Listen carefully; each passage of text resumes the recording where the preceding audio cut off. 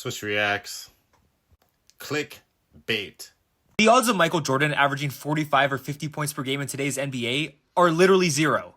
Zero. First of all, this narrative is just disrespectful. Today we have great players like Shea, Giannis, Jokic, LeBron, Steph Curry, and the highest scorer is Shea averaging 32.7 points per game. So are you really trying to say that prime MJ is 33% better than any NBA player now? Come on. Since 1980, no NBA player has averaged more than 37 points per game in a single season, and you're saying he's going to average 45? Stop it. And yeah, let's look at that season where MJ averaged 37 points per game. Everyone's always like, oh my god, in the 80s, it was so slow. They didn't have any possessions. The defense was so good. It was so physical. In 1987, the NBA averaged 101 possessions per game. Today, they average 99.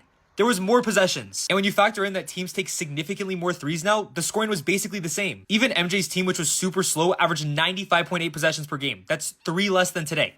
3. Second of all, today's era is defined by the three-point shot. You need to shoot threes, and objectively, MJ was not a good three-point shooter. When shooting on the current NBA line, the current distance, he was a 29% three-point shooter. 29%. And of course, if he played in today's NBA, he'd probably get more efficient, he'd practice it more, of course.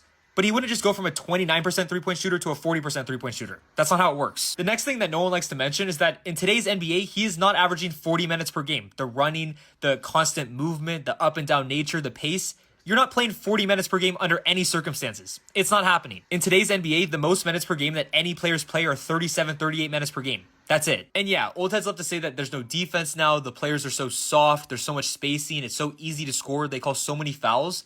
But they don't like to mention that back then, there's no zone defense. There was illegal defense. The perimeter defenders weren't nearly as good. There were a ton of factors that made it easier to score back then.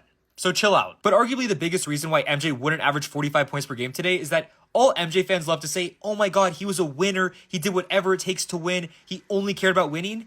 If he only cared about winning, he wouldn't average 45 points per game. It's not efficient. As we can see here, the fewer shots that MJ took in a season, the better his team did. They won championships when he took less shots. You look at all these guys that averaged 35 points per game. They took 25, 30 shots per game. How did their teams do?